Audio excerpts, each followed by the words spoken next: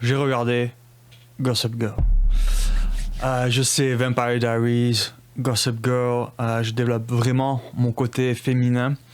Ça n'est pas non plus que j'ai même regardé, regardé Gilmore Girls récemment. Mais bon, je n'avais jamais vu auparavant de meuf présupposément de 14-15 ans qui porte des sous-vêtements sortis tout droit de Victoria's Secret. Bah, c'est plus ou moins justifié par l'histoire, sa mère elle est dans la mode. Mais quand même, pour des adolescents, au fur et à mesure de la série, ils sont quand même sexuellement actifs.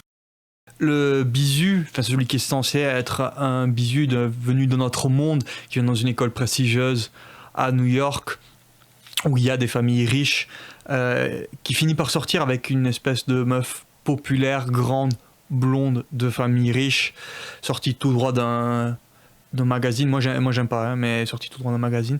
Le bisu n'a rien d'un bisu, et la meuf qui est censée être super jolie, etc., moi je la trouve, elle ressemble trop à mes origines, elle a l'air trop néerlandaise. Après, quand je vois la petite sœur du protagoniste du bisu, je me dis heureusement que les acteurs doivent avoir au moins 18 ans. Enfin c'est ce que je me dis, hein, je vais pas regarder l'âge.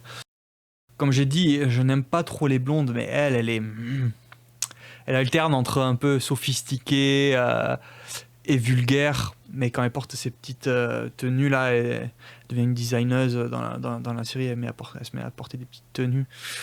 Ça fait de l'effet. Bon, ce petit côté émo qu'elle avait dans Gossip Girl, où elle était appétissante, post-Gossip Girl, elle finit un peu par oublier le côté sophistiqué. Elle adore montrer sa chatte. Chuck est un personnage particulier dans le sens où il agresse sexuellement une fille dès le premier épisode et c'est rapidement oublié. C'est-à-dire que j'en suis à la saison 3 et cet arc n'a toujours pas été abouti. Peut-être que plus loin ça aboutira. Mais je pense que vu que c'est inspiré par un livre, qu'à la base les personnages sont pas censés être trop sitcom familial, mais que vu que c'est une émission de télé, au fur et à mesure, l'audience s'attache aux personnages, les écrivains s'attachent aux personnages. Mais je sais pas, moi je suis pas fan non plus, je suis pas particulièrement fan non plus de l'acteur qui le joue. Je trouve que il joue souvent de manière très exagérée. Au fur et à mesure, il adopte un ton très monotone. C'est un peu entre celui d'un méchant de super-héros et un dragueur, pseudo-dragueur à la James Bond, où il est tout le temps en train de chuchoter. Et il aime bien serrer sa mâchoire quand il parle pas, pour faire genre sérieux, pour faire genre stylé. C'est un peu, ça devient un peu monotone. Au niveau de l'écriture, j'aime bien comment les arcs s'imbriquent, genre tout le monde finit par sortir avec tout le monde, ce qui arrive souvent dans ce genre de... Je l'appelle une sitcom, hein. Bon, tu t'en inspires pour ta vie réelle, pour ta vie sentimentale, tout est cause de rupture. Toutes les 2 secondes, tout le monde rompt pour des détails complètement anodins. Même la seconde saison est relativement bien. Il y a une espèce d'arc à la liaison dangereuse entre Chuck et Blair.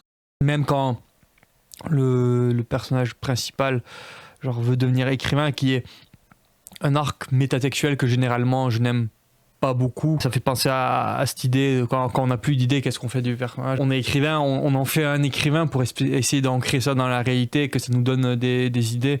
Mais bon, je vous avoue que saison 3, je décroche un peu. C'est le moment où tu te dis peut-être que la série devrait s'arrêter parce que elle s'éloigne du concept de base qui est un lycée.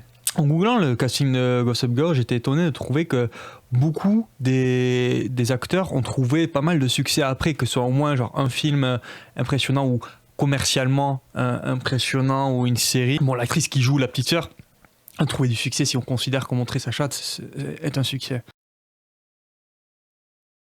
Si je devais donner une note, elle serait assez bonne, genre un 7.5. Surtout les 2 premières saisons sont pas mal.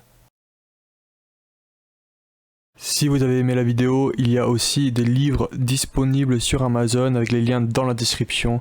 J'ai utilisé certains passages pour faire des vidéos, notamment de l'essai, qui alternent un peu sérieux et comique. Mais si vous voulez les checker, jeter un coup d'œil, je vous en prie. C'est pour ça que les liens sont dans la description. Ou pas, si vous ne voulez pas, hein. Allez, ciao.